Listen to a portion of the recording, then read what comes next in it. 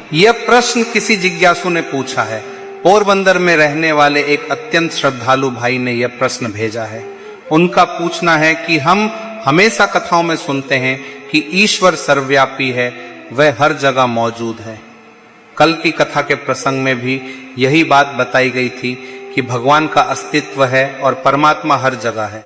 तो फिर सबसे बड़ा सवाल यह उठता है कि वह हमें दिखाई क्यों नहीं देता।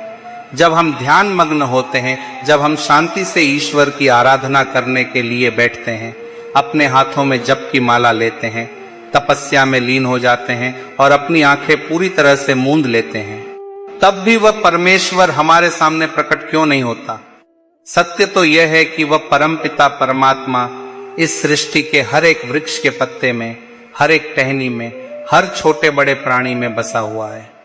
जल में रहने वाले जीवों में, धरती पर चलने वाले प्राणियों में और आकाश में उड़ने वाले पक्षियों में, हर जीव में वह बसा हुआ है। वह इस ब्रह्मांड के कण कण में विद्यमान है, परंतु फिर भी वह हमारी इन चरम साधारण आंखों से प्रत्यक्ष रूप से दिखाई नहीं पड़ता। जरा सोचिए, यदि वह भगवान इतनी सरलता से सबको दिखाई दे जाए तो उस परब्रह्म को खोजने का, उसकी तलाश करने का जो वास्तविक आनंद और रोमांच है वह पूरी तरह से समाप्त हो जाएगा। इस बात को हम एक बहुत ही सीधे और सरल रेलगाड़ी के उदाहरण से समझ सकते हैं। जब आपको कहीं जाना होता है तो ऐसा तो नहीं होता कि स्टेशन पर आपकी ट्रेन पहले से ही खड़ी हो और आप स्टेशन पर जाते ही सीधे उसमें सवार हो जाएं। आपको स्टेशन पर जाकर कुछ देर प्रतीक्षा करनी पड़ती है, अपनी ट्रेन की राह देखनी पड़ती है। आप उत्सुकता में बार बार प्लेटफार्म के किनारे जाकर झांकते हैं। दूर से कोई गाड़ी आती हुई दिखाई देती है तो मन में खुशी होती है कि शायद हमारी ही ट्रेन आ रही है, लेकिन जब वो पास आती है तो पता चलता है कि वह तो कोई मालगाड़ी थी जो तेजी से वहां से गुजर जाती है। उसके बाद कोई दूसरी ट्रेन भी वहां से निकल जाती है।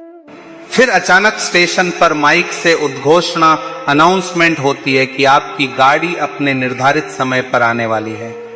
यह सुनते ही आपके मन में एक नया उत्साह और उमंग का संचार हो जाता है। आप तुरंत अपना सारा सामान, बैग, झोला आदि व्यवस्थित कर लेते हैं कि बस अब तो गाड़ी प्लेटफार्म पर लगने ही वाली है। स्टेशन पर लगे डिस्प्ले बोर्ड पर बोगी का नंबर भी चमकने लगता है कि आपका डिब्बा इंजन के पास लगेगा या पीछे की तरफ सामान्य बोगी होगी या स्लीपर क्लास। यह सब विवरण आपको तभी मिलता है जब ट्रेन वास्तव में आपके स्टेशन के बहुत करीब होती है। उससे पहले तो केवल एक टाइम टेबल होती है कि फला समय पर ट्रेन पहुंचेगी, और कभी कभी ऐसा भी होता है कि मौसम खराब होने, कोहरा छाने या भारी बारिश के कारण ट्रेन विलंबित भी हो सकती है। ठीक इसी प्रकार ईश्वर आपको अभी साक्षात दिखाई नहीं दे रहे हैं, वे आपकी आंखों के बिल्कुल सामने नहीं है, लेकिन हमारे पवित्र ग्रंथों, वेदों, पुराणों और संतों द्वारा बार बार यही घोषणा की जा रही है कि वे आ रहे हैं, वे आसपास ही हैं। कभी कभी हमारे पुराने कर्मों के कोहरे या इस सांसारिक मायामों की बारिश के कारण उनके दर्शन में देरी हो सकती है, लेकिन एक सच्चा भक्त हमेशा प्रतीक्षा में बैठा रहता है। जैसे ट्रेन आधा घंटा लेट होने पर भी आप अपने बच्चों से कहते हैं कि कोई बात नहीं, थोड़ी देर और सही आराम से इंतजार कर लो, ट्रेन आएगी जरूर। जैसे जैसे समय करीब आता जाता है, ट्रेन में बैठने की आपकी उत्सुकता और अधिक प्रबल होने लगती है।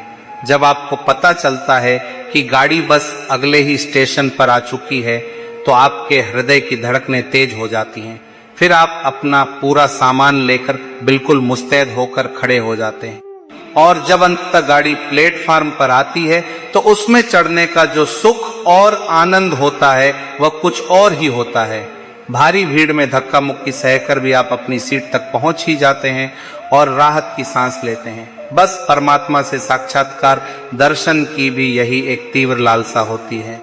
बिना देखे ही उन पर पूरा विश्वास करना पड़ता है। वे मिलेंगे अवश्य, भले ही अभी आपके सामने ना आए।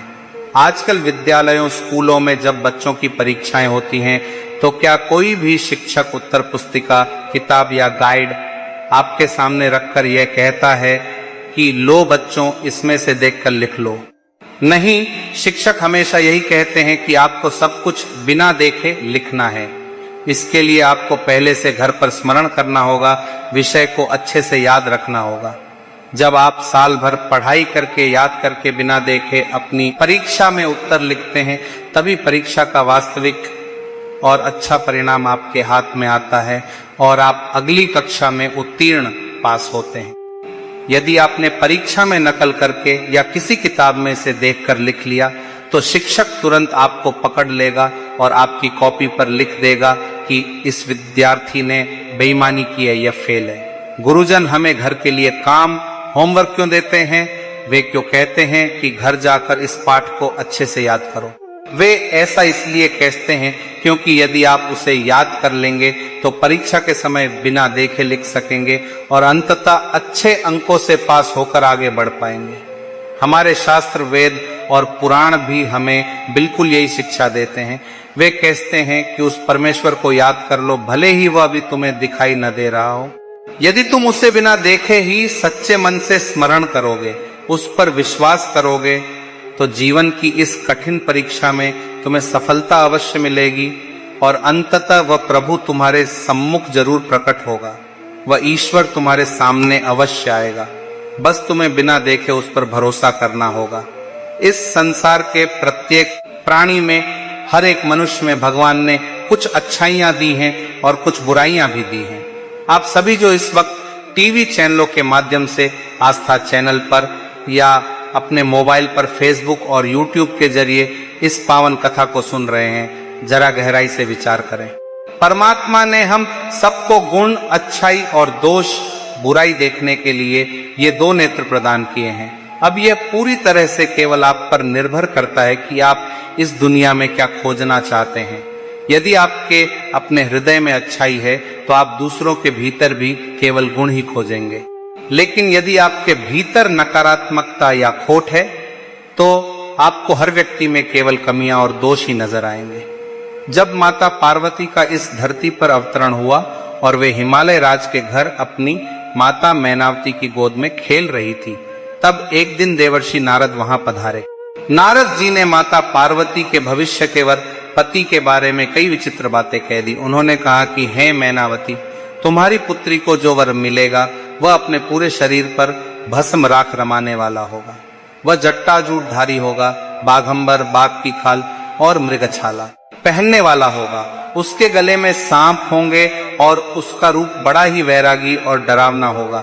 यह सब सुनकर माता मैनावती अत्यंत चिंतित हो गई और उन्होंने दुखी होकर स्पष्ट कह दिया कि मैं अपनी इतनी सुकुमारी और सुंदर कन्या का विवाह ऐसे भयंकर रूप वाले व्यक्ति से कदापि नहीं करूंगी।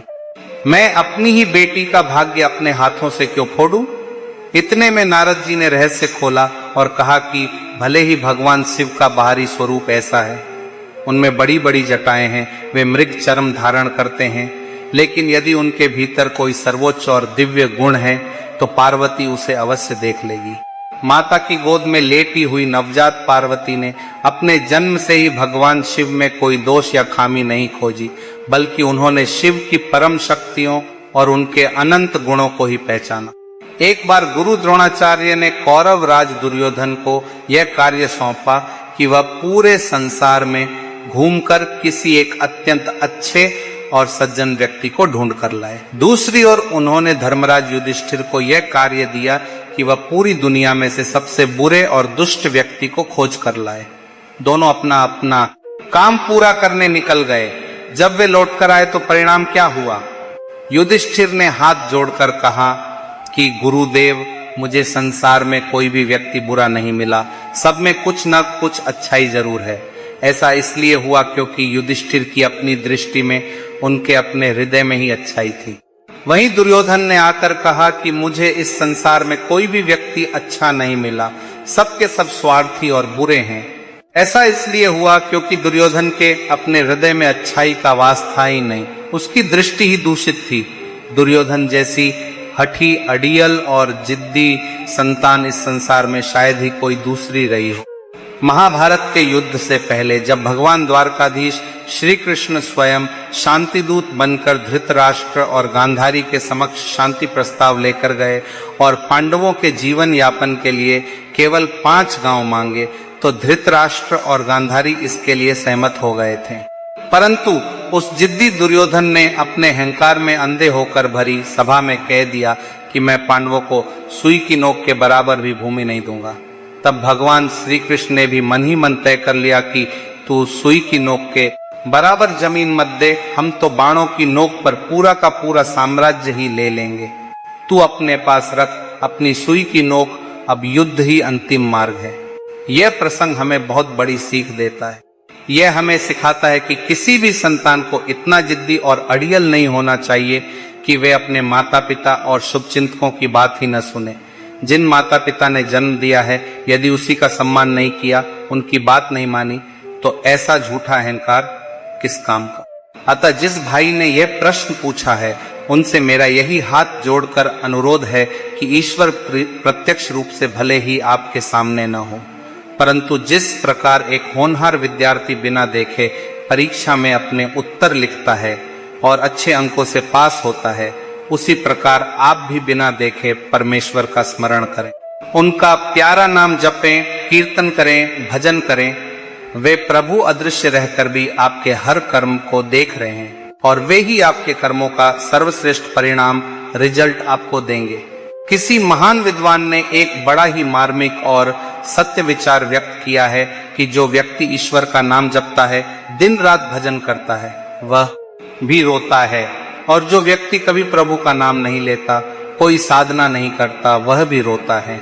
तो फिर यहाँ सवाल उठता है कि इन दोनों के रुदन, रोने में क्या अंतर है। शिव महापुराण की विद्येश्वर संहिता इस गहरे रहस्य को बहुत ही सुंदरता से उजागर करती है। संहिता कहती है कि इन दोनों के विलाप का, इनके रोने का कारण बिल्कुल अलग अलग है। जो व्यक्ति साधना कर रहा है, भजन कर रहा है, भगवान का नाम जप रहा है, वह इसलिए रो रहा है क्योंकि उसे इस बात का पछतावा है कि उसने अपने जीवन का इतना अमूल्य समय व्यर्थ ही गंवा दिया। वह सोचता है कि यदि मैंने और पहले से भगवान का स्मरण किया होता, अपनी जवानी से ही ध्यान लगाया होता, तो मेरी जिंदगी संवर गई होती और मुझे मेरे महाकाल के दर्शन बहुत जल्दी हो जाते। वह अपने बीते हुए समय के लिए पछताता है। अभी कल ही सूरत के एक श्रद्धालु परिवार ने मुझसे कहा था कि गुरुदेव, आपकी कथा से जुड़ने के पश्चात हमें यह अनुभव हुआ कि जीवन का वास्तविक सुख तो केवल ईश्वर की भक्ति में ही है। इसके अतिरिक्त संसार की बाकी सब चीजें मिथ्या, झूठी हैं। एक कहावत है, जब जागो तभी सवेरा। भक्त इसलिए रोता है कि हे नाथ, मैंने आप तक पहुंचने में, आपकी शरण में आने में इतनी देरी क्यों कर दी। आप में से भी बहुत से श्रोता जो टीवी या मोबाइल पर अचानक चैनल बदलते हुए कभी शिव महापुराण की कथा तक पहुंच गए होंगे, वे भी मन ही मन सोचते होंगे कि काश ये पावन कथा हमें बहुत पहले मिल जाती, काश हम पहले ही शिव की भक्ति में लग गए होते। यदि हमने पहले ही शिव तत्व को जान लिया होता, तो वह देवों के देव महादेव हर क्षण हमारे सम्मुख होते और हम उनकी कृपा रूपी गोदी में बड़े आनंद से बैठे होते। भक्त ध्रुव ने और भक्त प्रहलाद ने भगवान को बिना देखे ही उनकी कठोर आराधना की थी और अंत में प्रभु उन्हें प्राप्त हुए। माता मीराबाई ने अपने गिरधर गोपाल को बिना देखे ही अपना सर्वस्व मानकर उनकी पूजा की। स्वामी रामकृष्ण परमहंस ने बिना देखे ही जगत जननी मां भवानी की आराधना की और अंततः माता ने उन्हें साक्षात दर्शन दिए। संत तुकाराम जी और नामदेव जी ने बिना रूप देखे ही अपने विठ्ठल पांडुरंगा को भजा और अंत में उन्हें पा लिया। तपस्या में भले ही भगवान तुरंत आपके सामने आए या ना आए, पर आपकी भावना सीधे भगवान से जुड़ जाती। तप करने वाला भक्त इस विरह में रोता है कि प्रभु से मिलन में इतना विलंब, देरी क्यों हो रहा है। अब बात करते हैं उस व्यक्ति की जिसने जीवन में कभी तप नहीं किया, कभी किसी को दान नहीं दिया या कोई पुण्य नहीं किया। वह क्यों रोता है? वह इसलिए रोता है क्योंकि जब वह अपनी मृत्यु शैया, अंतिम समय में बिस्तर पर पड़ा होता है, तब उसे यह भान होता है कि उसने अपना पूरा कीमती जीवन केवल बेईमानी, कपट, चोरी, छल प्रपंच और पाप करने में ही व्यतीत कर दिया। अब अंतिम समय में शरीर साथ नहीं दे रहा, वह तरह तरह के रोगों और कष्टों से तड़प रहा है। याद रखिए, मृत्यु के समय 4 बांस और 40 कंडे उपले तो मोहल्ले वाले और आपके रिश्तेदार भी इकट्ठा कर देंगे। अभी कोरोना महामारी के काल में हमने सबने देखा कि जब मरने वाले के अपने सगे संबंधी भी उसके पास नहीं गए। तब भी अंतिम संस्कार के लिए लकड़ियों और अग्नि की व्यवस्था लोगों ने कर ही दी। परंतु यह हमेशा याद रखें, अंतिम समय में ये 4 बांस तो दुनिया का कोई भी व्यक्ति आपको लाकर दे देगा, लेकिन उन 4 भुजाओं वाले नारायण भगवान विष्णु को कोई भी बाजार से खरीद कर आपको लाकर नहीं दे सकता। उन्हें तो आपको अपने पुण्यों, अपने सत्कर्मों और अपने विश्वास के बल पर ही बुलाना पड़ेगा।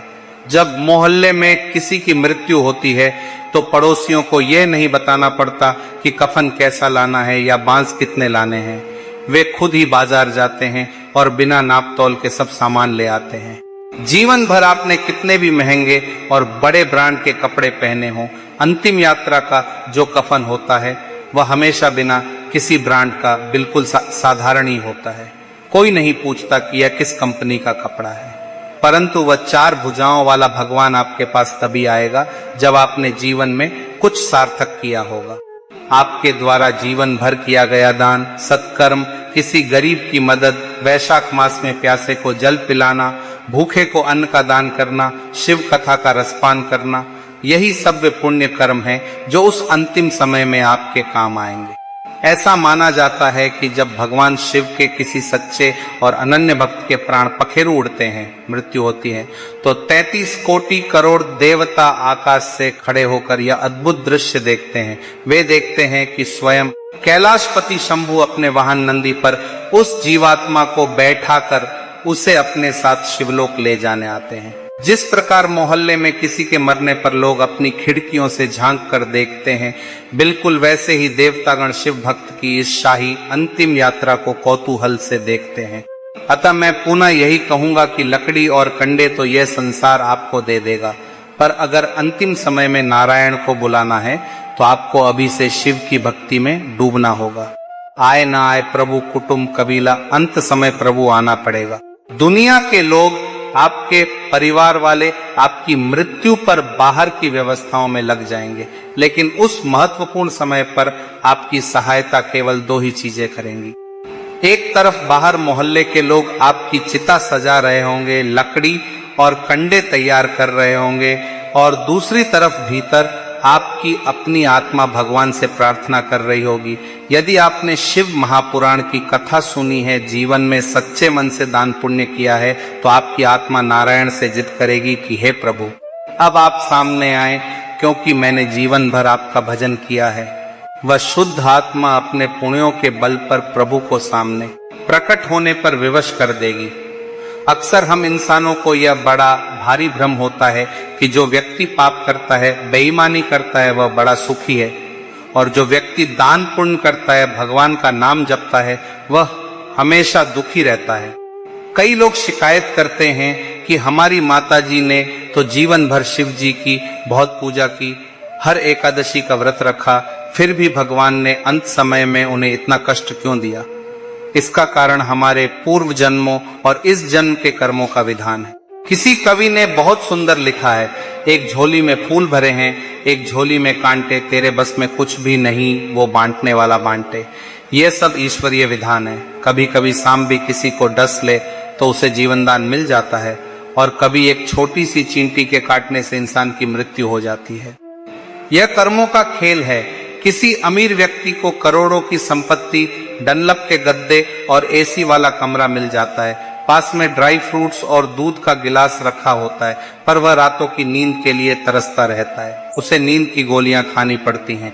वहीं दूसरी ओर एक गरीब मजदूर जो दिन भर चिलचिलाती धूप में ठेला चलाता है, रात को सड़क किनारे पत्थर पर या टूटे हुए खटोले पर बिना गद्दे के ऐसी चैन की गहरी नींद सोता है कि वह उस करोड़पति से भी ज्यादा सुखी जान पड़ता है। यह सुख, यह नींद पैसे से नहीं खरीदी जा सकती, यह प्रभु की कृपा से मिलती है। एक बार देवर्षि नारद जी ने बैकुंठ जाकर भगवान विष्णु से कहा कि हे प्रभु, मुझे अब यह संसार बिल्कुल अच्छा नहीं लगता, मैं इसे नहीं देख सकता।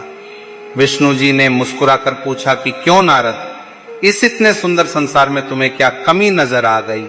यहाँ कितने अच्छे संगीतज्ञ हैं, कितने अच्छे अच्छे भक्त हैं जो मेरा गुणगान करते हैं। नारद जी दुखी होकर बोले, प्रभु, यहाँ धरती पर सब उल्टा पुल्टा हो रहा है। जो इंसान आपका भजन करता है वह दुखी है और जो व्यक्ति रात दिन पाप करता है वह बड़ा सुखी है। विष्णु जी ने कहा, क्या तुमने अभी अभी कोई ऐसी घटना देखी है? नारद जी ने बताया, हाँ प्रभु, मैंने अभी देखा कि एक बेचारी गाय दलदल कीचड़ में फंसी हुई थी और अपनी जान बचाने के लिए तड़प रही थी, बाहर निकलने का प्रयास कर रही थी। तभी वहां से एक महापापी, मांस मदिरा का सेवन करने वाला और हिंसक चोर गुजरा। मुझे लगा कि कम से कम इंसान होने के नाते वह उस गाय को बाहर निकालेगा, पर उसने ऐसा नहीं किया। उसने दलदल पार करने के लिए उस तड़पती हुई गाय की पीठ पर ही अपना पैर रख दिया और उसे कुचलता हुआ आगे बढ़ गया। और विडंबना देखिए प्रभु, आगे जाते ही उस पापी चोर को जमीन में गड़ा हुआ एक बहुत बड़ा खजाना मिल गया। इतने बड़े पापी को धन मिल गया, यही देखकर मेरा मन खिन्न है। भगवान विष्णु ने मुस्कुराकर नारद जी का अज्ञान दूर करते हुए कहा, नारद, दरअसल उस पापी चोर के भाग्य में वह खजाना था ही नहीं, बल्कि उसके भाग्य में तो किसी राज्य का राजा बनना लिखा था। लेकिन जब उसने एक मरती हुई गौमाता की मदद करने के बजाय उस पर पैर रखा और पाप किया, तो उसके सारे बड़े पुण्य नष्ट हो गए और वह राजयोग मात्र एक छोटे से खजाने में बदल गए। उसने अपना सबसे बड़ा सौभाग्य अपने ही पाप से खो दिया। शिव महापुराण में भी शंकर भगवान माता पार्वती को बहुला गाय की कथा सुनाते हुए कहते हैं कि जो व्यक्ति किसी कसाई के हाथ से कट रही गाय को या किसी संकट में फंसी हुई गाय को बचाकर सुरक्षित ले आता है, तो समझ लेना कि उस व्यक्ति के भीतर स्वयं में भगवान शिव निवास करता हूँ। वह परोपकारी इंसान मेरा ही स्वरूप है। शिव को ढूंढने के लिए आपको कहीं दूर कैलाश पर्वत पर जाने की आवश्यकता नहीं है, वे तो हमारे हृदय में ही वास करते हैं। यदि आप सुबह सुबह किसी भूखे इंसान को भोजन कराते हुए देखें, किसी असहाय या गरीब की मदद होते हुए देखें या किसी प्यासी गाय को पानी पिलाते हुए देखें, तो समझ लें कि वह परोपकारी व्यक्ति स्वयं शिव का ही साक्षात अंश है। परंतु यहाँ एक बात का विशेष ध्यान रखना चाहिए, यह सभी पुण्य कार्य दिखावे, शो ऑफ से पूरी तरह रहित होने चाहिए। आज के समाज की सबसे बड़ी बीमारी यही है कि लोग थोड़ा सा पुण्य करते हैं और उसका दिखावा बहुत ज्यादा करते हैं। कई बार अखबारों में ऐसी तस्वीरें देखने को मिलती हैं कि लोग किसी सरकारी अस्पताल में जाते हैं, वहां किसी गरीब मरीज को मात्र एक केला देते हैं और उस एक केले को पकड़कर 25 लोग खड़े होकर कैमरे के सामने मुस्कुराते हुए फोटो खिंचवाते हैं। बेचारा बीमार मरीज बड़ी शर्मिंदगी और संकोच के साथ लेटा होता है और 25 लोग उसे केले के साथ ऐसे फोटो ले रहे होते हैं मानो उन्होंने पूरी दुनिया का उद्धार कर दिया हो। कुछ दिन पहले की ही बात है, एक सज्जन मेरे पास बड़े उत्साह से आए और बता रहे थे कि गुरुजी, आज हम वृद्धाश्रम ओल्ड एज होम गए थे। वहां हमने अपने घर से बनवा कर ले जाई गई पूरी सब्जी और आमरस अमृतस उन सभी बुजुर्गों को खिलाया। उन बेचारों ने ऐसे खाया जैसे जन्मों के भूखे हों। जब हम कुछ दिन बाद उसी वृद्धाश्रम में गए और हमने उन बुजुर्गों से पूछा कि कुछ दिन पहले जो लोग आए थे उन्होंने आपको आमरस और पूरी खिलाया था, कैसा लगा?